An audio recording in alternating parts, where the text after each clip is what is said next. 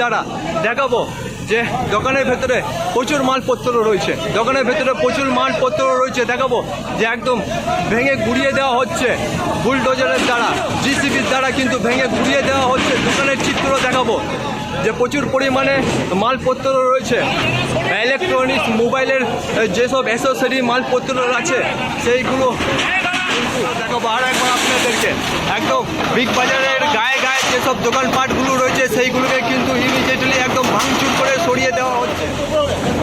বর্ধমান শহরের বিগ বাজারের সামনে, স্মার্ট বাজারের সামনে এইভাবেই কিন্তু জেসিবির দ্বারা বিভিন্ন দোকানপাটগুলোকে একদম ভাঙচুর করা হচ্ছে। আপনাদেরকে আমরা সেই চিত্রটা দেখাচ্ছি যে বিশেষ করে যেসব দোকানপাটগুলো পরিকাঠামো দ্বারা পারমানেন্ট করা রাখা ছিল সেই সব কিন্তু এইভাবেই ভাঙচুর করা হচ্ছে, দেখাচ্ছি। তো এইভাবে বিভিন্ন পরিকাঠামো দ্বারা যেসব দোকানপাট রয়েছে দেখাবো যে পুরো ভাঙচুর করা হচ্ছে। সময় দেয় তাও দোকানে তেল লাইসেন্স আছে, সবই আছে, কোনো কিছুই সময় দেয়। হঠাৎ ভেঙে দিল, হঠাৎ করে এসে আজকেই ভাঙবে।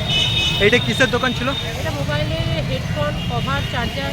মালপত্র বের করতে পেরেছেন? না, আমরা কোনো সময় দেয়নি, মালপত্র বের করতে পারিনি। এই তো অবস্থা দেখুন না দোকানে, 5 লাখ টাকার মতো দোকানে মাল করা হয়।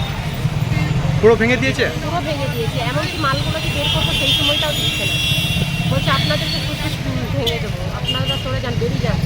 তো এই পৌরসভা এইরকম উদ্যোগকে কী বলবো, পৌরসভার এই কাজটাকে? খুবই দুঃখজনক ব্যাপার। পৌরসভা যেটা করলো সেটা এরকম করাটা উচিত হয়নি।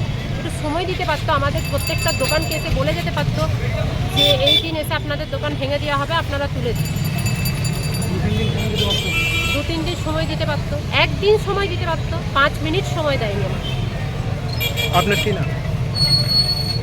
কী নাম আপনার? বুলবুলি খাতুন। কত বছর ধরে ব্যবসা করছেন? এটা আছে তোমার 7-8 বছর। এখানে কত দোকান ছিল? এখানে এই লাইনে ছিল 4টে দোকান। এটা তোমার এই মলের আন্ডারেই পড়ছে। মলের আন্ডারে? হ্যাঁ, তাও এটাকে ভেঙে দেয়।